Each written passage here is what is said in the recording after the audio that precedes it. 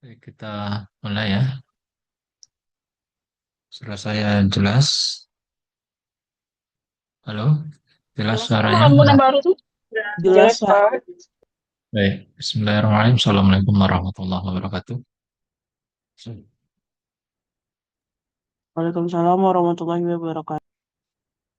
Baik, kita bertemu kembali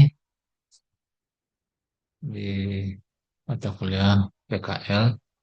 Sekarang kita coba melihat eh, apa yang kita bicarakan di pengolahan lingkungan itu adalah standar dan kriteria. Di situ nanti ada baku mutu masuk di dalamnya. Jadi apa saja yang kita akan sampaikan terkait dengan standar-standar apa saja yang dan kriteria yang bisa kita nyatakan suatu lingkungan itu bagaimana kualitasnya dan kondisinya.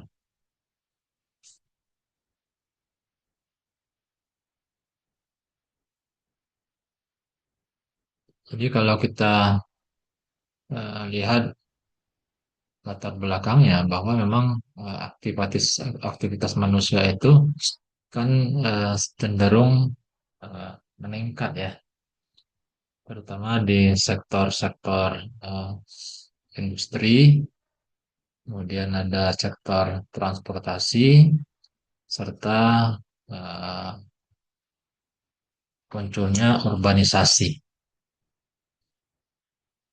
Dari kegiatan-kegiatan sektor-sektor tadi, tentu dia akan memberikan tekanan terhadap eh, kualitas lingkungan hidup, yang mana dia akan menghasilkan yang namanya limbah, emisi, dan pencemaran lainnya.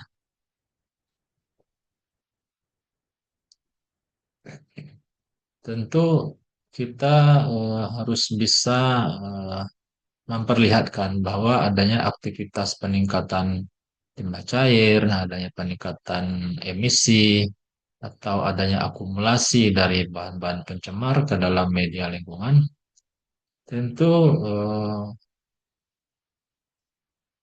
ada batasan-batasan yang bisa diterima oleh si media lingkungan, dan juga ada batasan-batasan bagaimana beban pencemaran itu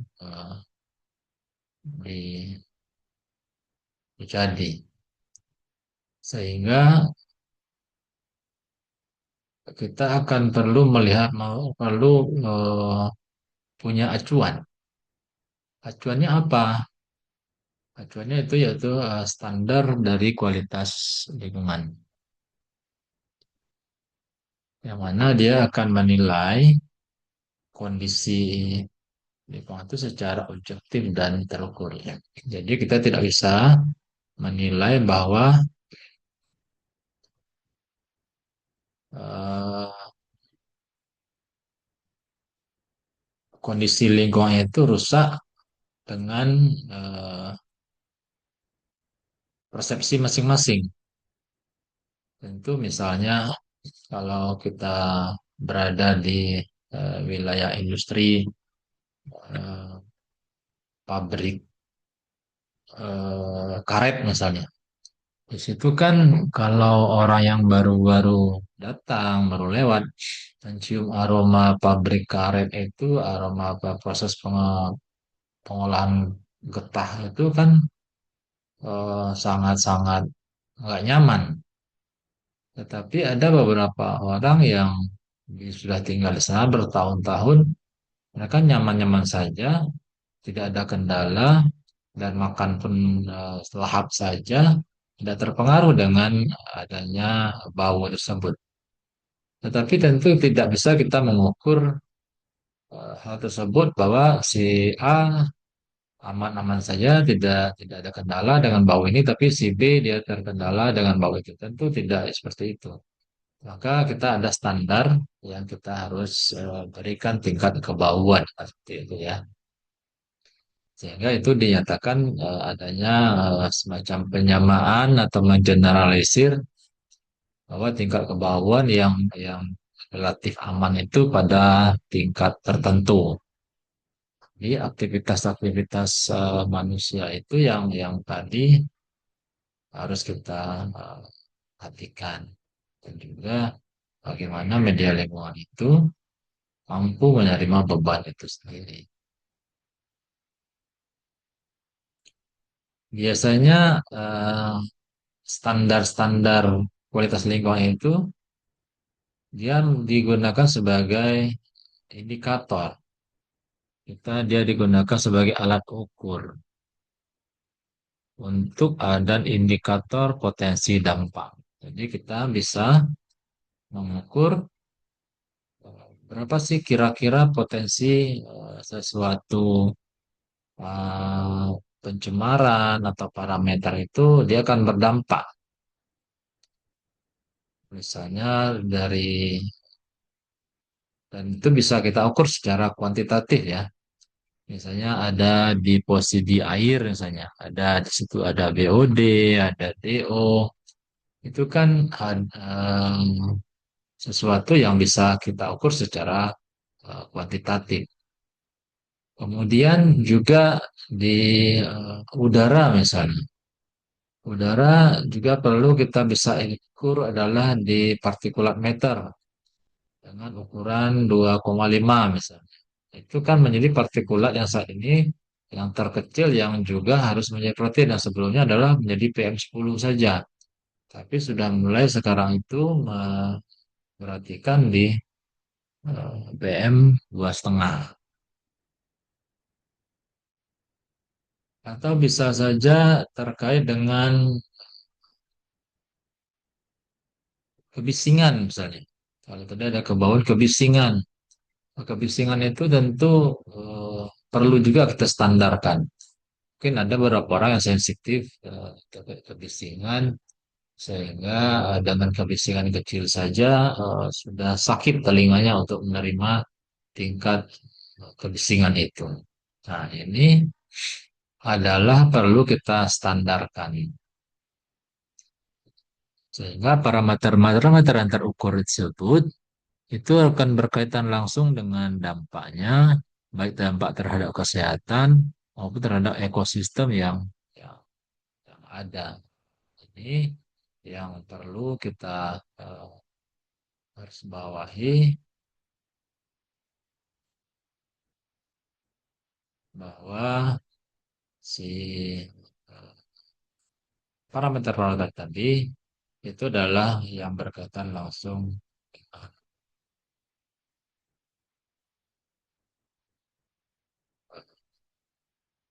kesehatan atau dari ekosistem atau lingkungan.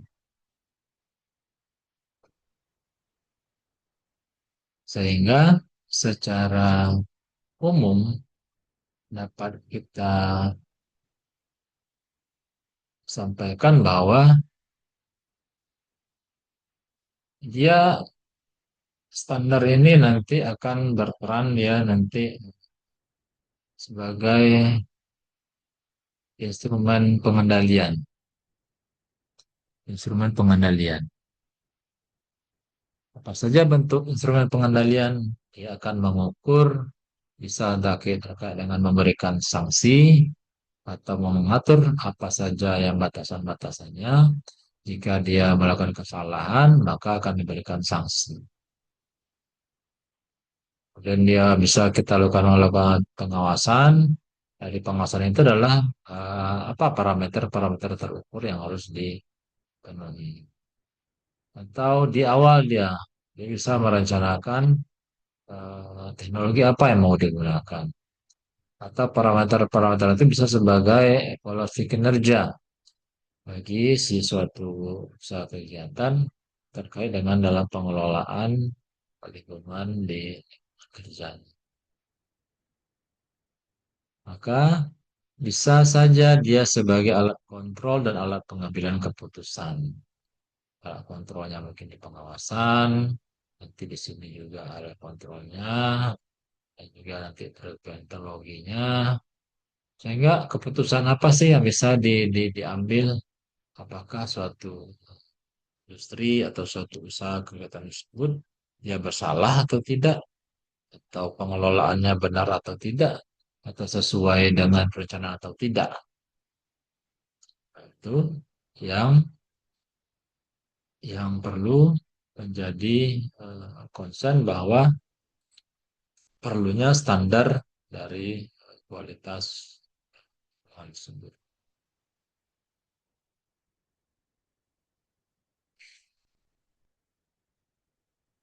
Jadi kalau kita lihat standar dan baku mutu itu adalah bahwa kriteria kuantitatif berarti dia bisa diukur. Yang mana dari kriteria-kriteria tersebut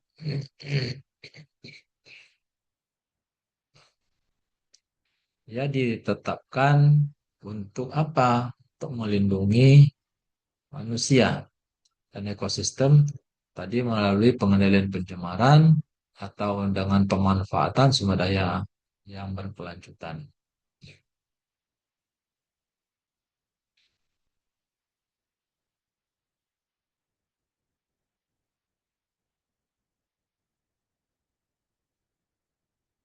Jadi kalau kita berbicara standar lingkungan, ialah kriteria kuantitatif. Jadi sudah kita sampaikan dan dia ditetapkan nanti melalui apa? Melalui penelitian ilmiah, uji laboratorium, dan mengkaji dampak-dampaknya apa saja. Kemudian juga menerjemahkan hasil pengetahuan terhadap menjadi dasar kebijakan. Jadi standar itu memberikan batasan berupa regulasi yang regulasi tersebut diambil, ditetapkan tidak serta-merta berdasarkan insting saja, tetapi berdasarkan hasil penelitian, rujukan laboratorium, dan mengkaji dampak semuanya. Sehingga bisa kita katakan standar itu mungkin tidak semua orang akan sama persepsinya, tetapi dia sudah mengkaji secara komprehensif dan mengeneralisir kondisi-kondisi yang mampu eh, lingkungan itu menerimanya.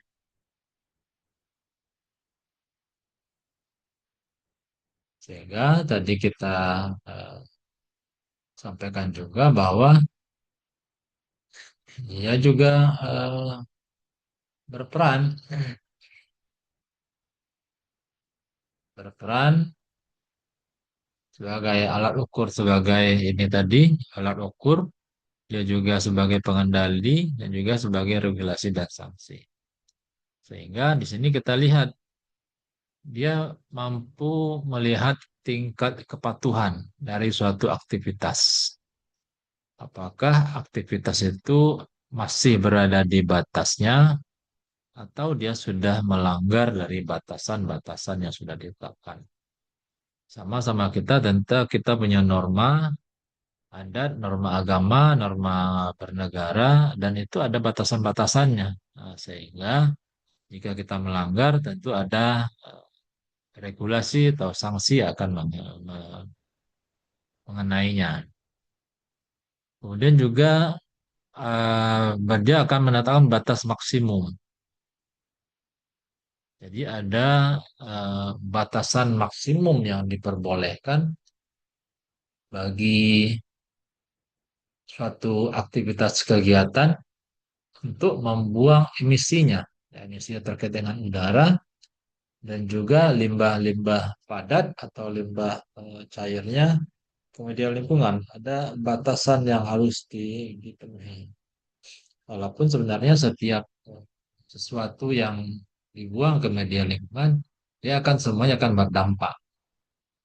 Baik dampak yang pasti itu adalah dia akan menurunkan kemampuan daya dukung daya tampungnya. Bisa kita bicara kemarin daya dukung daya tampung itu jika secara akumulasi terus menerus dan begitu banyak yang masuk tentu kemampuan si media lingkungan untuk memperbaiki dirinya, untuk memulihkan dirinya ini akan semakin lama. Nah, sebenarnya itu saja.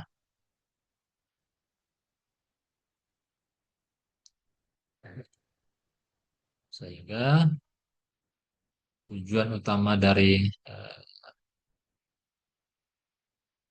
standar itu adalah pertama terkait melindungi manusia itu sendiri, kemudian menjaga kualitasnya, kemudian tetap pembangunan itu tetap berjalan. Karena kita manusia tentu akan terus meningkatkan kualitas hidup kita, memberikan kemudahan dalam beraktivitas, maka tentu pembangunan-pembangunan terus berjalan. Tetapi pembangunan seperti apa? Ya pembangunan berwawasan lingkungan.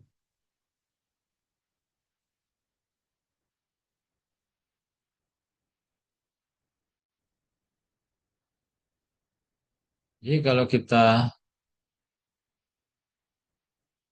berbicara standar, ada kriteria, ada standar. Sering kita berbicara bahwa pengelolaan kualitas lingkungan itu tidak bisa langsung kita ke angka baku mutu. Jadi tentu kita punya standar dan kriteria. Jadi kalau kriteria itu adalah semacam data-data ideal sebenarnya. Sedangkan standar itu adalah bagaimana suatu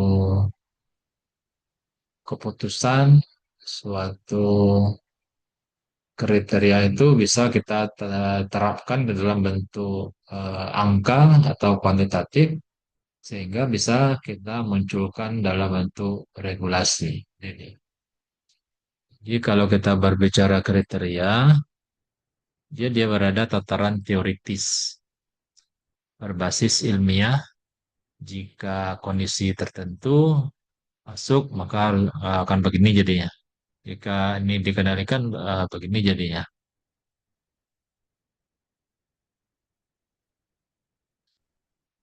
Maka dari kriteria-kriteria tersebut akan kita turunkan dalam bentuk suatu eh, turunan dari kriteria yang mudah dipahami dan ditetapkan melalui suatu ketetapan regulasi. Sehingga kalau kita lihat standar itu, dia di dalamnya sudah ada kriteria lingkungannya, ya sudah ada terkait dengan pemanfaatan teknologinya, dia sudah mempertimbangkan sisi ekonominya, dan juga mempertimbangkan sisi kebijakannya.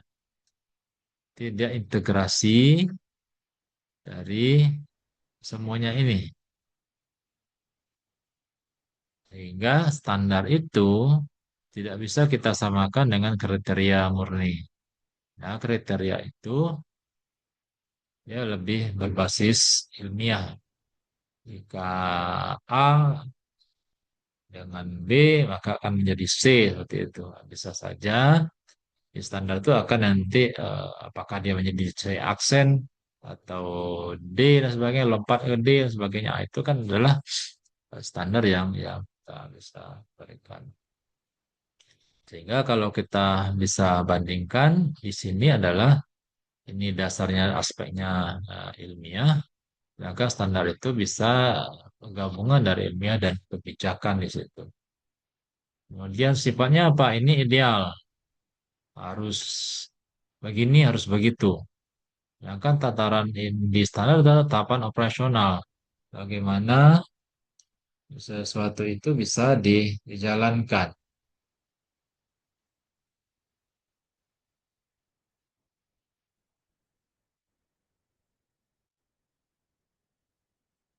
Kemudian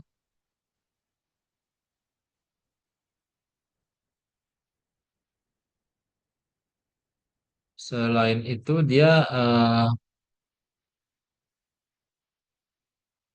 harus berfungsi sebagai referensi ilmiah. Apa itu referensi ilmiah? Dia bisa nanti mempertimbangkan dampak ekologinya seperti apa, dampak kesehatannya seperti apa, itu ya. Kemudian dia implementasinya bisa secara tidak langsung. Jadi kalau kita misalkan ada namanya batas aman logam berat di dalam air minum misalnya, berdasarkan studi toksikologi. Jadi mungkin ada kajian ilmiah terkait dengan batasan logam berat di air minum misalnya. Mungkin itu hasil kajiannya dengan orang tertentu, ada batasan parameternya, luas batasan penelitiannya. Tapi batas amannya berapa? Tetapi nanti bisa saja standar itu akan menurunkan dari misalnya standarnya 10 misalnya diperbolehkan. Bisa saja nanti di standarnya itu tidak 10 karena mungkin 10 ini dilakukan pada orang-orang yang sehat, yang ideal sebagainya. Bagaimana dengan misalnya anak-anak, ibu hamil dan sebagainya. Maka bisa saja nanti terkait dengan kajian ilmiah itu kebijakannya seperti apa.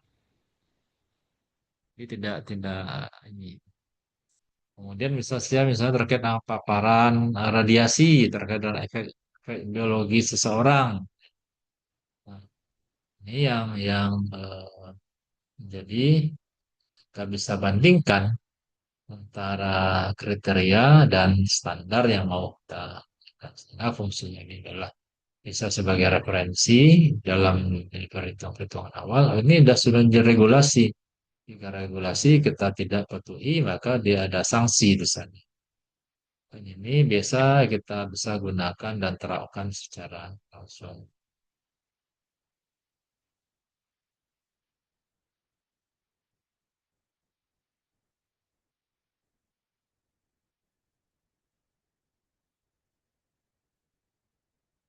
Maka kalau kita pahami di sini adalah kriteria bagaimana terkait dengan logika dasar, kemudian ilmu yang pengetahuan yang ada, kemudian kita naikkan menjadi alat pengendali dalam realnya di kegiatan-kegiatannya, sehingga diharapkan nanti adalah pengelolaan lingkungan itu cukup efektif dan adil dan berkelanjutan. Jadi bisa berkeadilan untuk semua orang, tidak pada segelintir orang.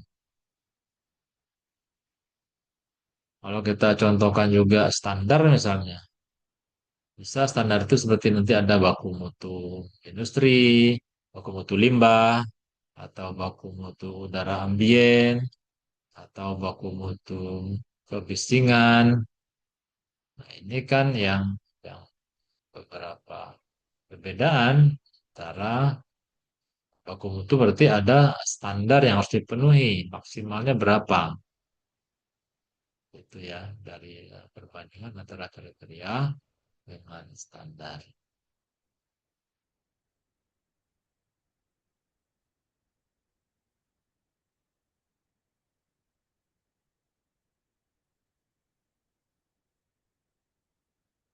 Sekarang kita lihat dari kriteria dan standar atau tadi baku mutu dari satu standar itu. Maka baku mutu itu merupakan standar kuantitatif, ya, yang mana sudah kita tetapkan ada batasan maksimum. Dari apa? Dari zat, energi, atau komponen-komponen lainnya yang mana keberadaannya itu diperbolehkan. Yang diperbolehkan dengan syarat tanpa menimbulkan dampak negatif terhadap apa? Terhadap kesehatan manusia dan ekosistem. Jadi dia diperbolehkan kita toleransi, tetapi ada ukuran tertentu yang kita anggap, kita hitung, kita kaji masih dalam batasan-batasan aman bagi manusia dan lingkungan. Sekarang itu sudah ada di PP 22 2001, PP terkait dengan PPLH, turunan dari Undang-Undang 32 dan Cipta Kerja. PP 22 itu gabungan dari beberapa PP sebelumnya. Maka di PP itu disebutkan baku mutu adalah ukuran batas atau kadar baik itu makhluk hidup yang ada di dalamnya atau zat yang masuk atau energi yang masuk atau bahkan komponen lainnya baik itu yang ada atau harus ada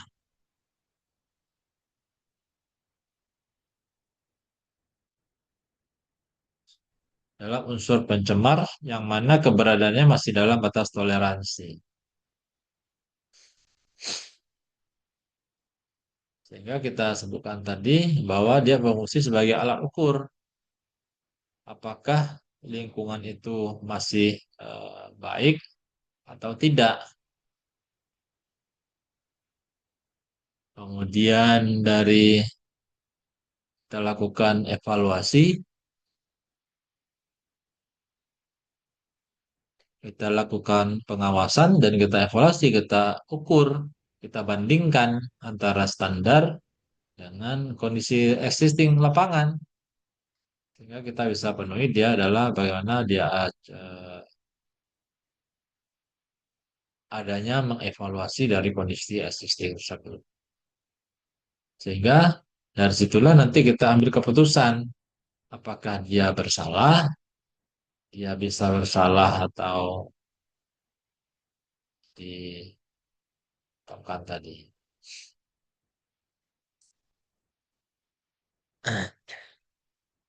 Sehingga baku mutu itu pada intinya dia nanti diharapkan mampu melindungi kesehatan manusia, dia mampu menjaga kualitas, dan dia mampu menjaga keberlanjutan ekosistem.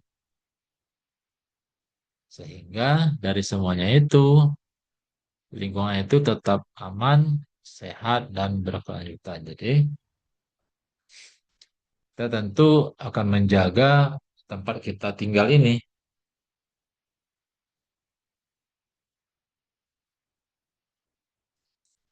Tempat kita tinggal ini agar tetap aman, sehat, dan berkelanjutan. Ada beberapa baku mutu yang bisa kita coba bahas sedikit. Pertama, bisa baku mutu lingkungan kita menggunakan ambien standar. Jadi, yang kita ukur adalah kondisi lingkungannya. Kondisi misalnya contohnya kondisi air sungai, kondisi udara. Air sungai itu misalnya untuk menentukan kelas sungainya, kelas 1, kelas 2, kelas 3, dan kelas 4. Kenapa kita kita ukur dari baku mutu lingkungan ini atau ambien standar atau standar ambien ini?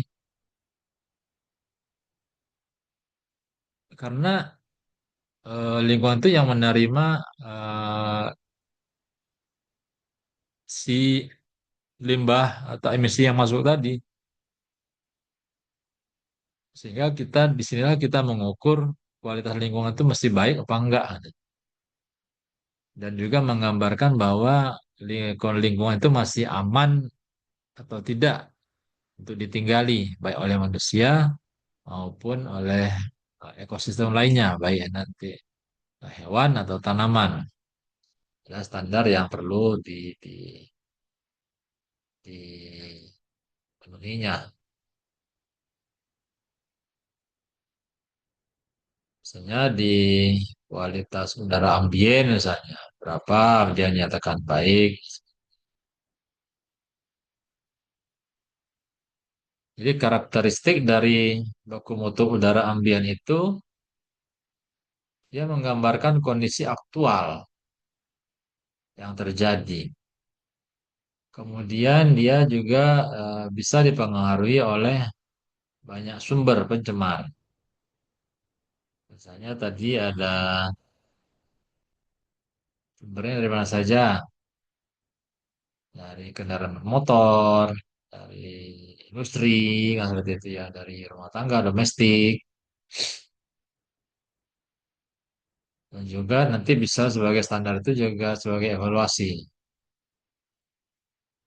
Evaluasi bagaimana kualitas lingkungan itu.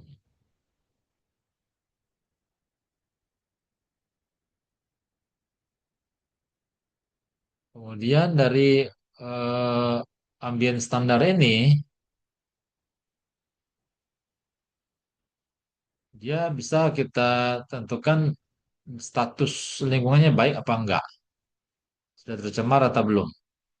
Kemudian sebagai dasar pengukuran daya dukung daya tampung. Apakah dia masih mampu mendukung kita atau tidak mampu lagi mendukung kehidupan di atasnya. Maka tadi kita katakan dia bisa nanti untuk lebih baiknya eh, si kualitas air, kualitas udara itu harus kita lakukan pengukuran. Sehingga kita sudah tahu bahwa kondisi udara sudah tidak sehat, tahu kondisi air sudah mulai tercemar. Kemudian ada yang namanya baku mutu emisi misalnya. Dia adalah standar yang mengatur berapa sih jumlah maksimum si pencemar yang boleh masuk ke media.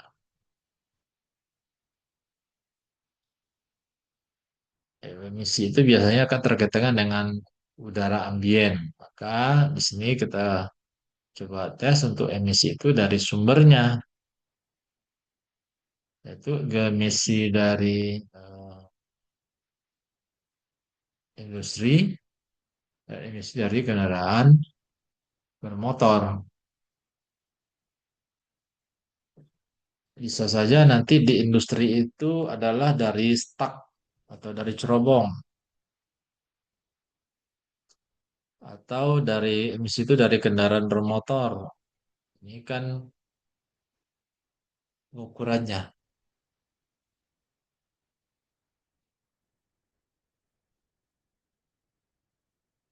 Dan baku mutu itu dia spesifik. Ada khusus untuk si kendaraan bermotornya atau jenis kegiatannya, si transportasi, industri, tapi dia sudah spesifik masalah.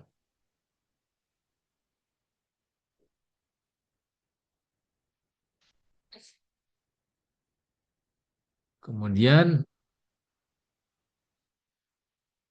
kalau nanti ada baku mutu emisi di sumber itu, dia akan lebih mudah dikontrol daripada di media lingkungan karena faktor penyebabnya banyak. Tapi di industri itu sudah jelas.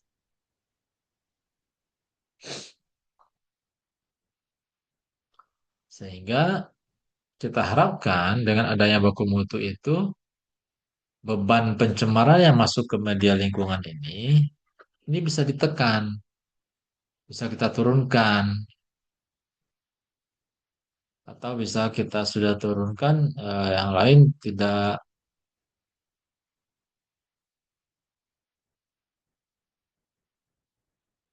Jadi setelah kita kita tentukan ya, maka si industri ini akan menurunkan bebannya, ya menanti nambah alatnya sehingga si emisinya semakin baik. Nah, itu yang kita harapkan. Tentu ini masing-masing punya standar yang berbeda dari masing-masingnya.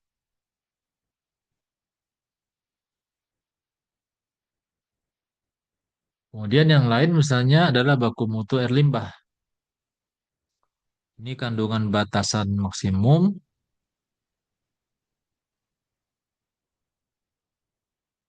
yang juga nanti eh, memberikan batasan berapa sih maksimal air limbah yang boleh dibuang ke media lingkungan. Karena sudah ada dibatasi, maka dia bisa digunakan untuk dasar desainnya, desain instalasi pengelolaan air limbahnya. Nah, ini yang perlu kita pahami. Berarti di sini ada kondisi lingkungannya, di sini ada baku mutu emisinya untuk udara, yang untuk limbah ada juga tertentu. Semuanya ada batasan yang harus dipenuhi. Sehingga dari baku mutu ini nanti juga di air limbah misalnya, dia akan mampu sebagai untuk mengatur IPAL ini, seperti apa ukurannya, kapasitasnya, kecepatan alirnya, dan sebagainya. Dan juga ketiga-tiganya ini baku mutu udara ambien, baku mutu emisi dan limbah ini pada prinsipnya nanti bisa sebagai desain awal atau dia bisa untuk tahapan operasional atau nanti untuk digunakan oleh si pengawas untuk melakukan pengawasan. Dan tidak serta-merta pengawas itu melihat apa yang ada tertulis. Tapi ada juga terkait dengan jam terbang pengawasnya pada industri yang berbeda yang sama, tentu seharusnya perlakuannya juga sama. Nah, apakah dia nanti mau dibaku mutu atau tidak kan bisa saja seperti itu.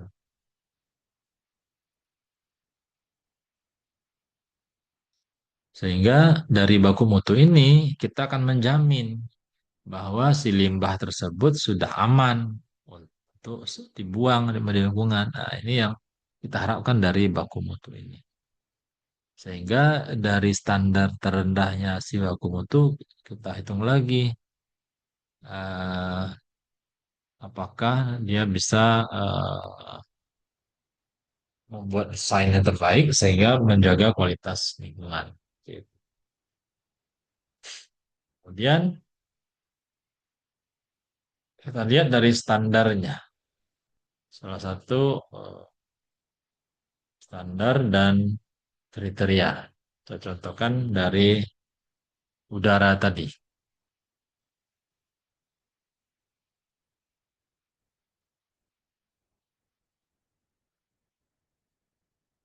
Sekarang kita lihat misalnya di sini dari parameter utama dalam konteks udara. Di situ ada PM2,5, ada PM10, ada SO2, NO2, gas CO, dan O3. Nah, kemudian dari parameter-parameter ini apa sih yang kira-kira eh, sumbernya, sumber utamanya dari mana?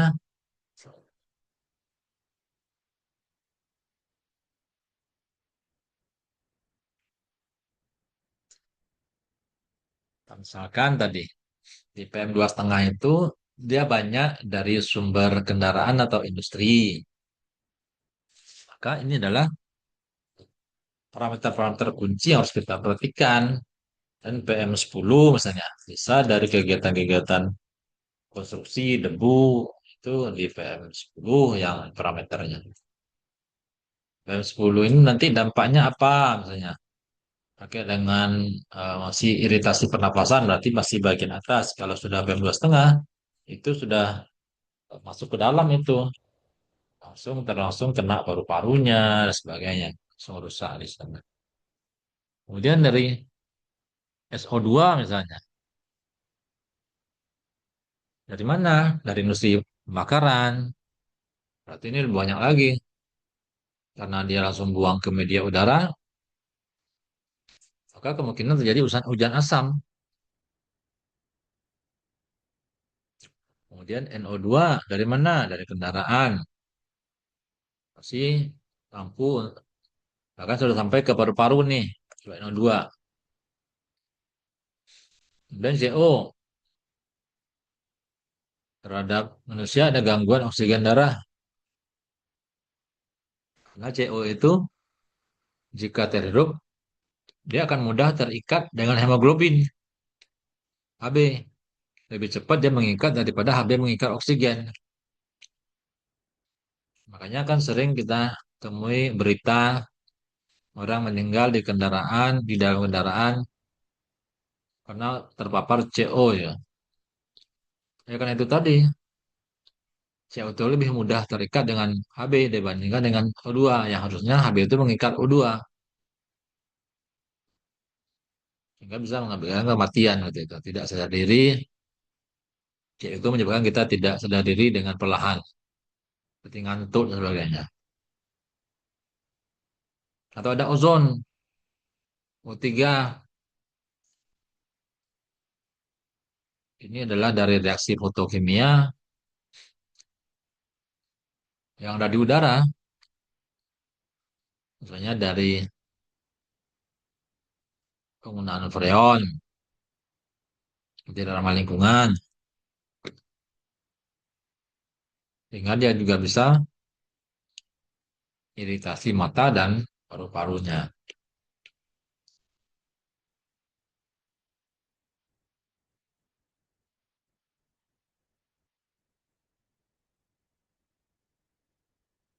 Dan juga kalau kita ada kualitas udara, ada baku mutu. Baku mutu itu kan kita sudah tetapkan, bahkan metodologi pengukurannya juga sudah ditentukan.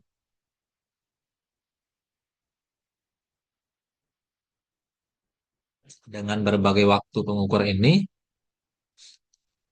itu sebenarnya kan untuk mengukur keberadaannya. Cukup dengan ada yang 24 jam, ada yang cukup 8 jam saja, atau cukup dengan 1 jam saja. Ada baku mutu yang harus dipenuhi. Maka yang penting kita ingat adalah standar dan kriteria itu menjadi dasar dalam pengendalian pencemaran untuk perlindungan pada masyarakat. Kemudian juga dari situ juga perlu dilakukan pemantauan rutin. Perlu dilakukan pemantauan rutin untuk memastikan kualitas udara itu adalah batas aman. Kemudian juga bahwa udara yang bersih itu adalah hak kita, hak orang lain. Maka jangan kita ego.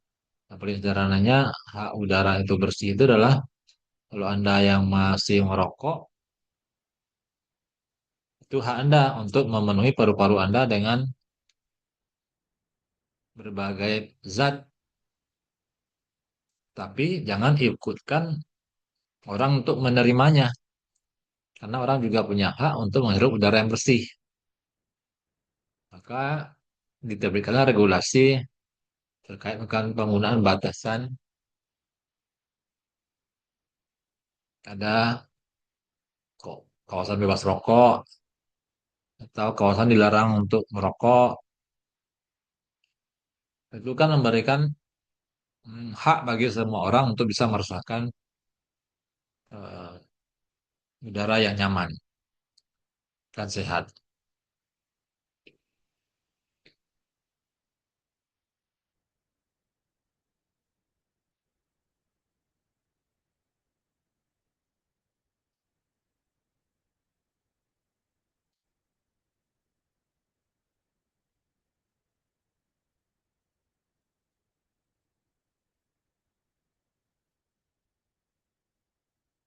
Kemudian sekarang kita lihat di nanti perhitungan udara, kualitas udara, nanti kita lanjut di pertemuan selanjutnya ya. Sekarang kita konsepnya dulu, nanti terkait dengan IQ, IKLH, ISPU, nanti kita lihat di uh, pembahasan lanjutan.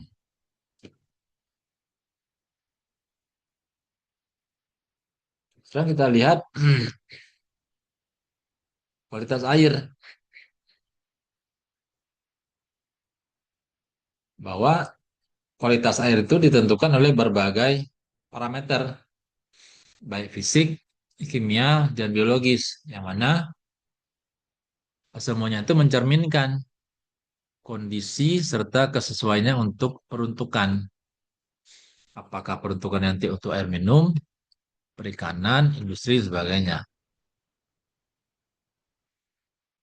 Dan juga parameter kualitas air juga untuk sebagai indikator dalam menilai tingkat pencemaran dan potensi dampaknya.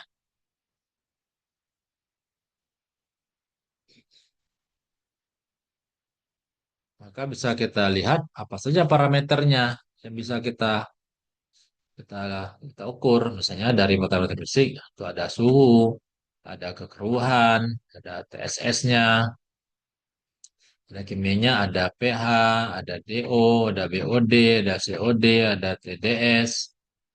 Bahkan biologisnya yang paling ini adalah coliform dan coli ini menjadi parameter kunci jika ada indikasi pencemaran dari limbah domestik, misalnya seperti itu. Jadi ada parameter-parameter kunci harus kita pegang misalnya. Misalnya dengan kualitas air terjadi pencemaran oleh limbah pabrik kelapa sawit. Maka indikator utamanya adalah lemak, minyak dan lemak.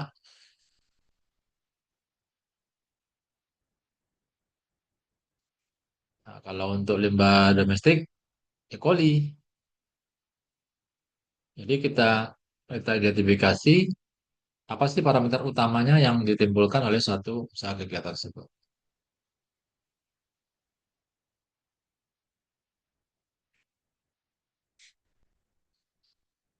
Apakah nanti kandungan DO-nya masih cukup apa tidak, seperti itu. Nah, nanti ini dilihat dari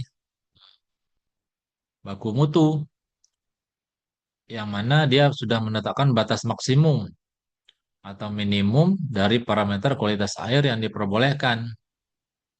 Ya, sudah ditentukan nih. Di PP2 disebutkan juga bahwa ada kelas air itu ada kelas satu bisa untuk diminum, bahan baku air minum bukan bisa diminum ya. Bahan baku air minum ada di situ untuk kelas 2-nya untuk kegiatan-kegiatan rekreasi atau perikanan. Untuk kelas tiganya ada perikanan dan peternakan dan kelas 4 itu untuk air irigasi. Ini sudah ada peruntukannya. Itu harus kita kalau PDAM mengambil air maka seharusnya dia mengambil sumbernya adalah sumber yang kelas satu. Tapi apakah bis kondisi saat ini sulitan untuk mendapatkan air kelas satu itu. Tapi kita bisa berpikir terbalik. Misalnya sungai itu sudah termasuk menjadi kelas 3 misalnya. Kita ingin menetapkan sungai ini menjadi kelas satu, bisa saja. Itu apa upaya yang harus dilakukan? Itu perbaikannya untuk pemulihan dari kelas 3 menjadi kelas satu. Larangan membuang limbah domestik misalnya. Tidak ada lagi di hulunya industri. Nah, itu kan bagian-bagian kebijakan yang harus dilakukan untuk menaikkan si kelas sungai tadi. Nah, ini kan contohnya misalnya di kelas satu misalnya, bahwa DO-nya itu masih tinggi di angka besar dari 6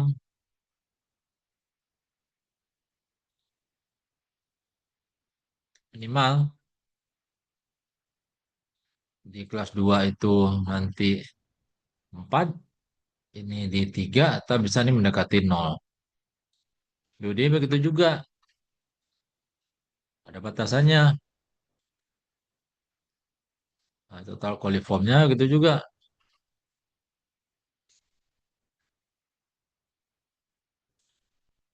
Harus kecil berapa atau harus besar berapa. Jadi kelas satu itu minimal 6 PO-nya. Bisa sampai 9, jadi minimal 6. Tapi tidak cukup hanya di DO saja, dilihat BOD-nya, dilihat COD-nya, dilihat SS-nya, dilihat nitratnya, dilihat fosfatnya, dan juga total koliformnya. Ini parameter-parameter yang ditetapkan untuk baku mutu kelas sungai, baik kelas satu, 2, atau kelas 3.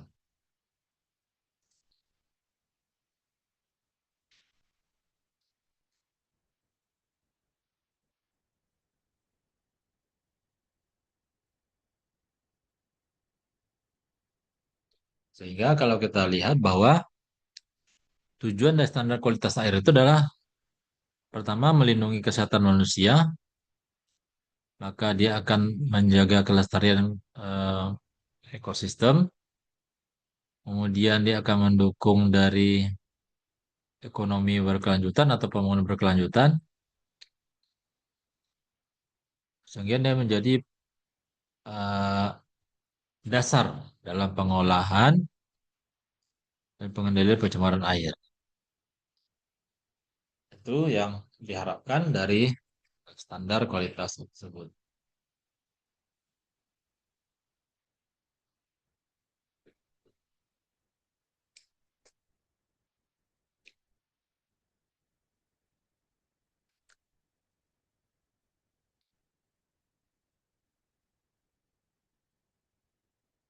Sekarang kita lihat dari buku mutu air limbah.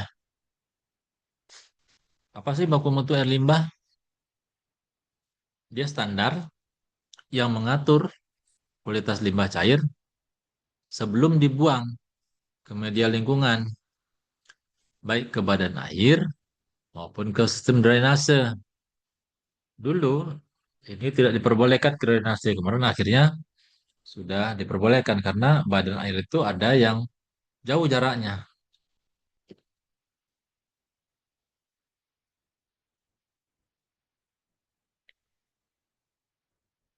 Bahwa ini bertujuan memastikan bahwa limbah yang dibuang itu tidak melebihi kapasitas daya tampung lingkungannya. Nah, tidak melebihi daya tampung lingkungannya.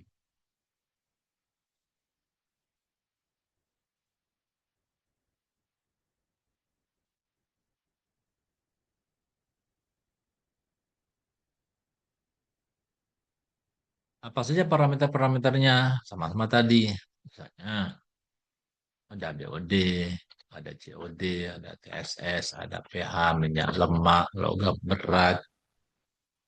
Ini adalah nilai-nilai biasanya yang kita gunakan dalam mendesain sistem operasi dalam pengolahan air limbah di IPAL.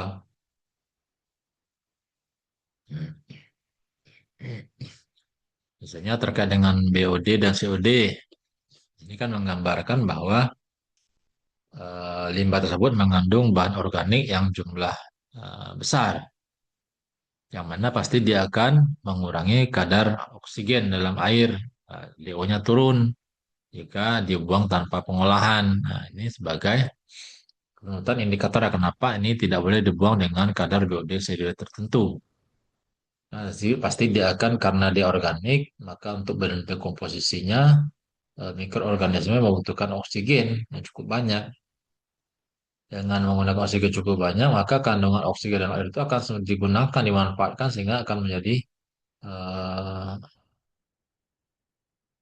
airnya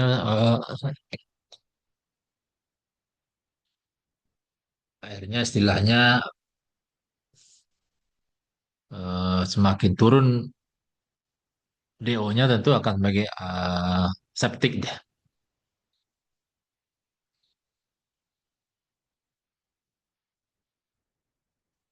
Sekarang kita lihat apa sih dampaknya?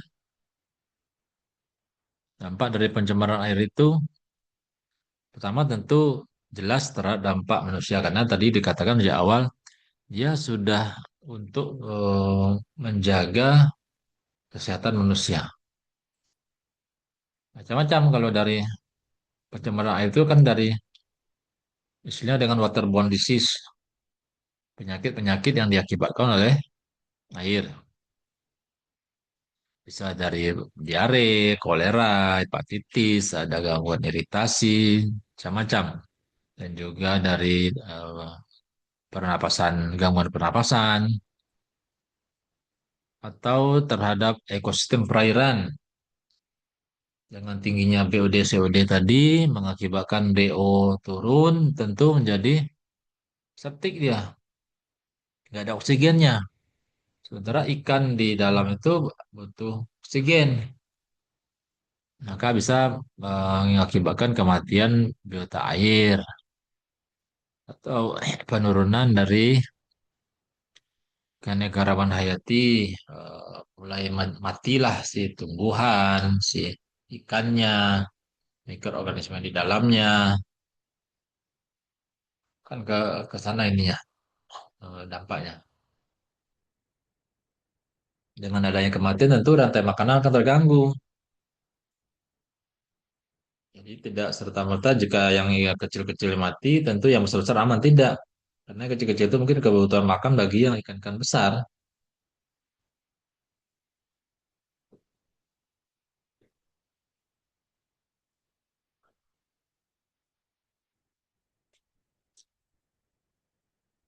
Kemudian untuk dampak lingkungannya jelas,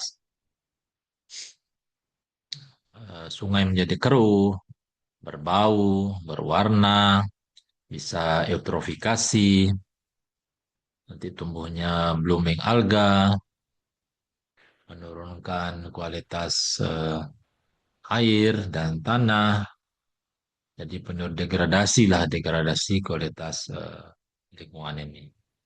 Tentu ini tempat kita yang mau kita tinggali, ya, sehingga jangan sampai kita bumi yang mau kita tinggali ini kita rusak, kita sendiri tidak nyaman, itu. Bahkan dia terdampak juga terhadap eh, ekonomi. Misalnya apa dari sektor perikanan misalnya atau pertanian dari dampak eh, pencemaran tanah sehingga pertanian tidak berhasil. Ini kita contohkan di misalnya di Payakumbuh kemarin misalnya terkait dengan TPA Payakumbuh yang mana air lindinya atau air dari ipal kolam ipalnya mengalir ke eh, sungai yang di bawahnya dibutuhkan oleh irigasi. Nah, sehingga secara tidak langsung itu akan mempengaruhi kualitas padinya, ada banyak padi yang kosong, sebagainya. Kemudian dari sektor perikanan, misalnya ikannya sudah pada tidak ada lagi, kecil-kecil atau banyak yang mati dan sebagainya. Itu akan semakin jauh orang untuk menangkap ikan misalnya. Kemudian untuk sektor industri misalnya, bagi masyarakat misalnya PDAM tadi, PDAM itu kan syaratnya adalah kelas satu, kelas sungai kelas satu. Tapi kenyataannya yang diambilnya sungai kelas 3. Tentu semakin beratlah PDAM untuk mengeluarkan anggaran untuk melakukan pengolahan air bakunya jadi lebih bersih karena air bakunya itu sudah kotor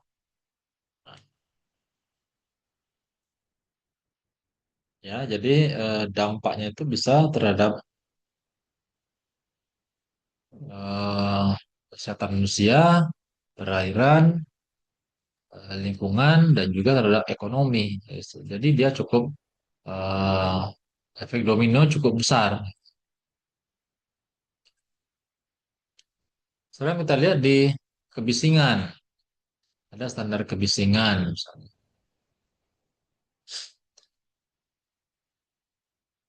Kebisingan itu suara yang tidak diinginkan, yang mana dia bisa mengakibatkan mengganggu kenyamanan, kesehatan, aktivitas. Jadi kalau kita lihat bahwa bisa saja dengan berbagai sumber, sumber kebiasaan itu bisa dari aktivitas manusia atau dari proses alami juga bisa. Jadi kebanyakan itu yang dominan itu kan dari sektor transportasi, baik itu nanti ada kendaraan bermotor, ada pesawat, sejauh itu ya kedengaran suaranya kan.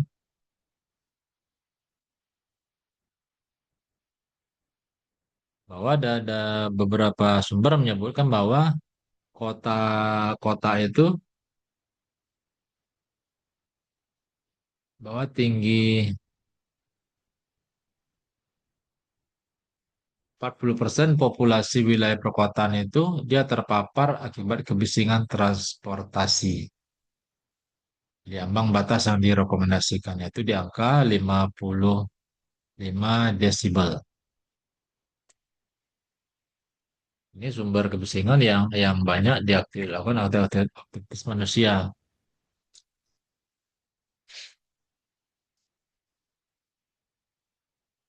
Jadi kalau kita lihat dia ada sumbernya sumber bergerak, ada sumber tetap, ada sumber area, itu bisa dari terminal, pasar, sebagainya.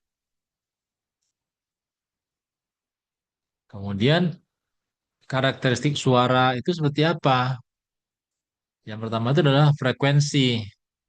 Frekuensi itu adalah kalau kita lihat literaturnya adalah jumlah getaran per detik yang dinyatakan dalam satuan hertz.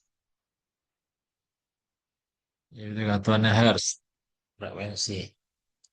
Nanti frekuensi itu nanti bisa dia rendah, bisa dia tinggi. Yang rendah itu bisa suara bass, suara tinggi itu suara tajam, sebagainya. Itu dia punya rentang. Misalnya di rentang 20 sampai 20 ribu.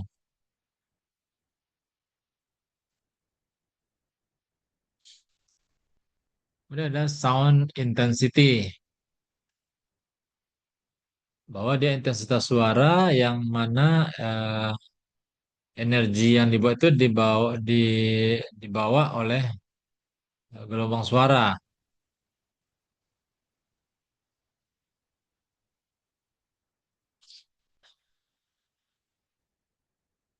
Jadi kalau kita lihat di intensitas itu, misalnya setiap kan kita ukur dengan dB ya, kalau di apa itu dB, desibel. Jadi setiap kenaikan 10 desibel itu akan sama dengan 10 kali peningkatan energi, 10 kali lipatnya.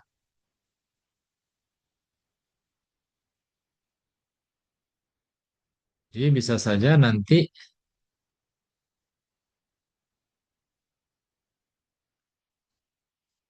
peningkatan yang kecil itu dalam angka desimal itu dia akan berpengaruh pada manusia. Dan ada waktu paparan. Berapa lama sih durasinya? Ada yang durasinya lama, ada yang sebentar, tapi ada yang tapi dia ada yang sebentar Bang, bisa mengganggu. Misalnya kita lihat dari pola dari paparan itu kan, jadi selama berapa lama sih paparannya, ada yang sensitif sebentar, juga keras dia sebentar maka bisa merusak juga, ada yang lama tetapi kecil, dia tidak itu pengaruh. Kemudian ada pola waktunya seperti apa? Ada pola waktunya kontinu tuh. Misalnya ada suara mesin pabrik, nah, kita kerja di pabrik ya, ada suara mesin dari pagi sampai malam gitu. Operasional 24 jam, jadi ganti 3 shift misalnya. Kemudian ada yang pola waktu itu yang terputus. Misalnya ada suara pesawat, suara kereta api lewat, dan sebagainya. Ada yang impulsif, yang berupa seperti ledakan, suara tembakan. Nah, itu yang ya.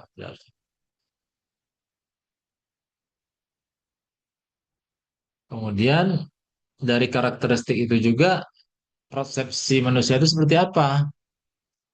Kita mempersepsikan, mengukurnya itu secara sama, yaitu dengan desibel, skala desibel.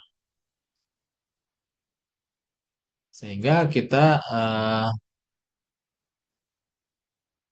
juga menyesuaikan pengukuran pada manusia-manusia, pada orang-orang yang mempunyai Ada panggilan masuk. Plus enam sensitif. dua tujuh lima 1495 272. Ada panggilan masuk. Plus enam dua tujuh lima 1495 272. Halo, pagi.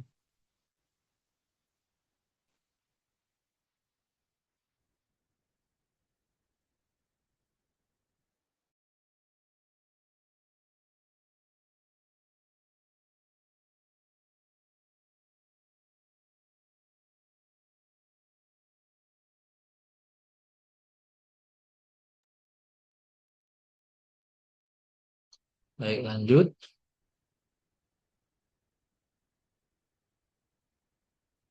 Jadi bahwa kita bisa sebutkan bahwa sumber kebisingan itu dari berbagai aktivitas manusia, baik dari transportasi, industri, aktivitas sosial, dan lain-lainnya. Kan tentu dia mempunyai karakteristik yang berbeda-beda. Perlu kita pahami bahwa eh, karakteristik suara itu bisa dari frekuensi, dari intensitas, durasi, sehingga nanti kita merancang bagaimana strategi pengelolaan dari kebisingan yang efektif tadi. Jadi dari semuanya kita perhatikan sumbernya dari mana, karakteristik seperti apa, sehingga nanti baru kita eh, bagaimana sih kelolanya, gitu.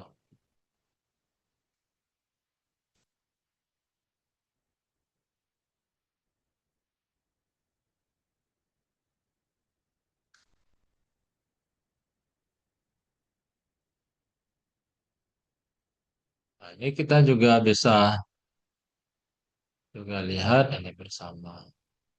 Ini sumber kebisingan tadi sudah. Kemudian kita lihat dari waktunya.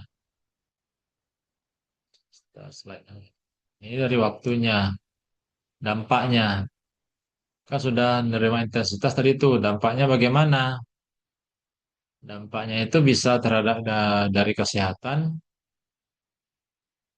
bisa terhadap psikologis juga bisa. Jadi nggak hanya bising itu dari kesehatan saja. Orang orang eh, sakit gigi kalau dengar bising apa nggak ini juga gitu.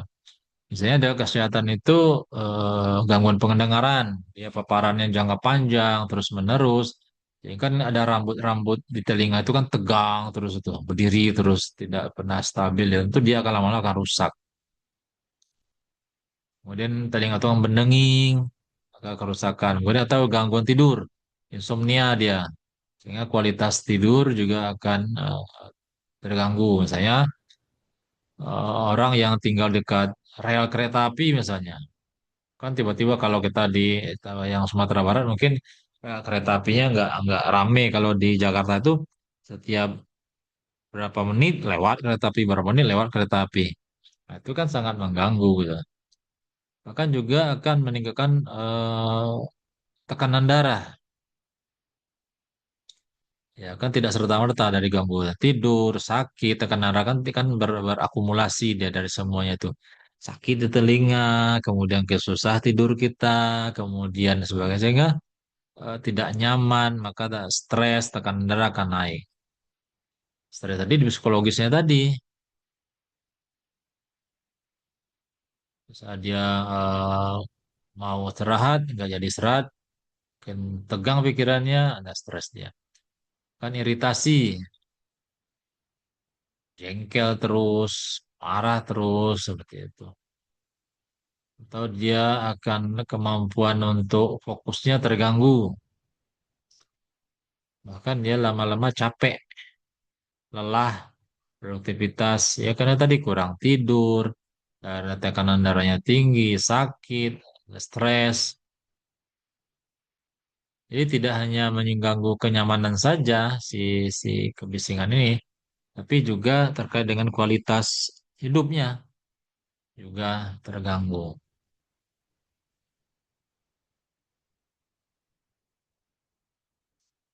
Terakhir adalah kita bicara standar radiasi. Jadi kalau kita berbicara radiasi, itu kita bedakan. Ada yang radiasinya ionisasi, ada yang non-ionisasi. Ionisasi ini apa? Radiasi yang memiliki gelombang energi cukup tinggi untuk melepas elektron, sehingga dia menghasilkan ion. Dan ini cukup berbahaya. Dia mampu merusak struktur dari tubuh kita, DNA kita, misalnya dari sinar gamma. Ya, kalau nonton film-film Hulk, nah ini sinar gamma nih pengaruhnya misalnya, merusak DNA-nya. atau sinar X yang terpapar terus-menerus. Kan ditanya bahwa waktu kita mau X-ray itu, mau ronsen itu, apakah Bapak Ibu lagi hamil atau yang lainnya, kan itu ditanyanya. Kemudian ada partikel alfa, ada partikel beta. Ini adalah partikel-partikel yang cukup berbahaya. Bisa saja nanti dia akan terkait mutasi kanker, mutasi genetik. Kemudian yang non ionisasi, ini energinya cukup rendah sehingga ia tidak mampu mengionisasi atom. Tapi dia tetap juga memberikan efek terhadap tubuh manusia. Seperti sinyal HP itu kan nggak bisa juga kita kita taruh dekat-dekat di di selama lama-lama tidur sebagainya. Kemudian ada eh, gelombang mikro dari penggunaan eh, peralatan rumah tangga, semuanya akan terganggu. Bahkan dari ultraviolet pun ada sebagian yang juga cukup mengganggu. Kemudian dari sumbernya, dari mana saja sih sumber radiasi itu bisa dari sumber alam, bisa dari kosmik luar angkasa, ada batu radon dari dalam tanah, kemudian mineral aktif kan seperti itu ya. Jadi ini adalah kalau radiasi alam ini adalah radiasi yang terbesar. Nah, ini berpengaruh terhadap kanker, paru, sebagainya. Kalau dari industri, bisa dari pembangkit tenaga PLTN, atau radioaktif, atau radiografi, atau dari limbah radioaktif industri. Nah, ini juga harus diperhatikan. Bahkan dari medis pun ada. Dari mana saja, dari pemeriksaan radiologi, X-ray, ada CT scan, ada radioterapi, ada medis nuklir. Nah, ini kan cukup cukup banyak nih sebenarnya. Sehingga kita pastikan bahwa untuk melakukan pengelolaan itu agar paparan radiasi berada pada tingkat yang aman, sehingga dia tidak membahayakan kesehatan manusia atau lingkungan. Kita lihat batas paparannya apa? Batas paparannya tentu dikaitkan dari standar yang ada, misalnya dari IAEA atau ICRP. Jadi batas paparan ini agar tetap manusia itu tetap sehat, bisa dampaknya itu adalah terhadap kesehatan itu ya nanti bisa secara dampak akut yang eh, tiba-tiba, walaupun ini semua tergantung dari dosis dan durasi paparan ya. Tapi bisa saja akut itu tiba-tiba dia mual, luka bakar, dan jaringan, atau dia cukup lama, delay dia, kronis, misalnya menyebabkan kanker, mutasi genetik, gangguan reproduksi, nah, itu jadi efek-efeknya. Dan terhadap lingkungannya jelas kontaminasi di air, kemudian juga ada gangguan ekosistem atau bioakumulatif. Maka yang paling penting adalah radioaktif itu tidak nampak, tetapi bahayanya dampaknya cukup besar. Walaupun dia tergantung pada dosis dan waktu paparannya tadi. Sehingga yang paling penting adalah bisa mencegah, eh, lebih baik kita mencegahnya daripada nanti kita harus menanganinya atau mengobatinya. Bagaimana kita mengintegrasikan standar-standar tadi dalam pengelolaan lingkungan? Pertama, tentu kita kaitkan dengan monitoring. Sehingga monitoring itu berfungsi sebagai acuan dalam melakukan pengukuran, kemudian sebagai benchmark kualitas lingkungan bahwa itu kualitas itu masih baik apa tidak. Kemudian kita lakukan evaluasi, apakah dia nanti sebagai assessment tools atau dia sebagai dasar pengukuran, dan bagi industri itu pengendalian. Bagaimana melakukan pengendalian, kemudian kriteria desainnya juga seperti apa. Ini yang bisa kita integrasikan dalam pengelolaan lingkungan.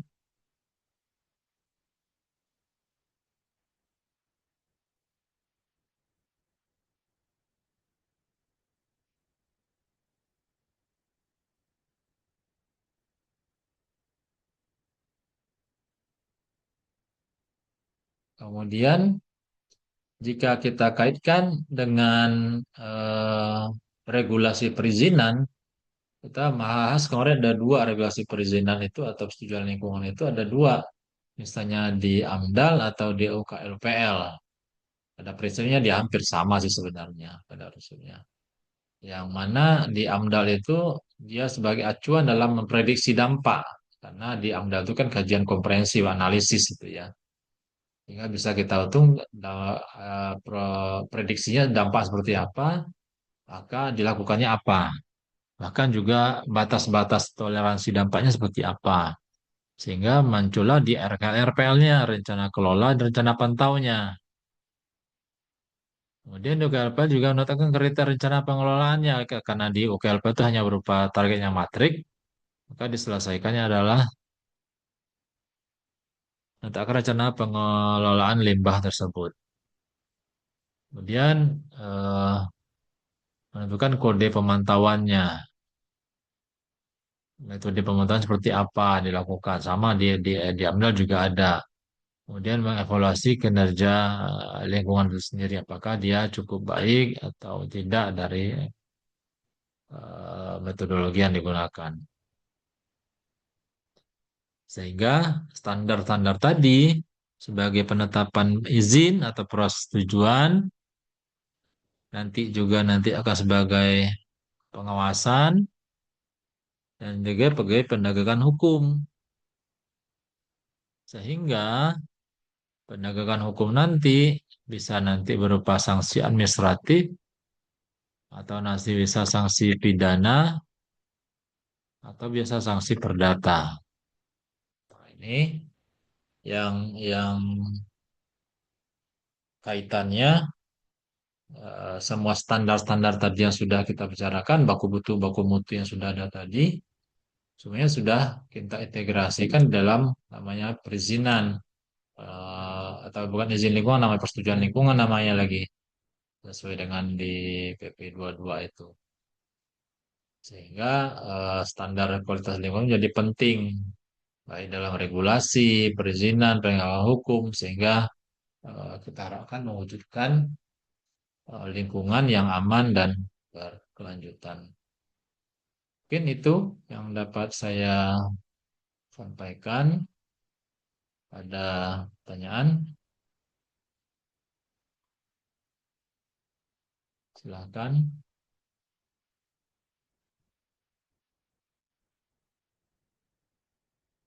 Ada yang mau ditanyakan? Tidak ada.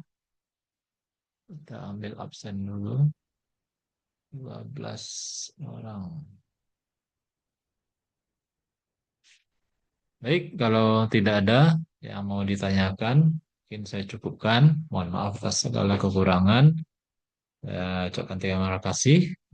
Saya tutup. Assalamualaikum warahmatullahi wabarakatuh. Waalaikumsalam warahmatullahi wabarakatuh. Terima kasih ya, Pak. Ya.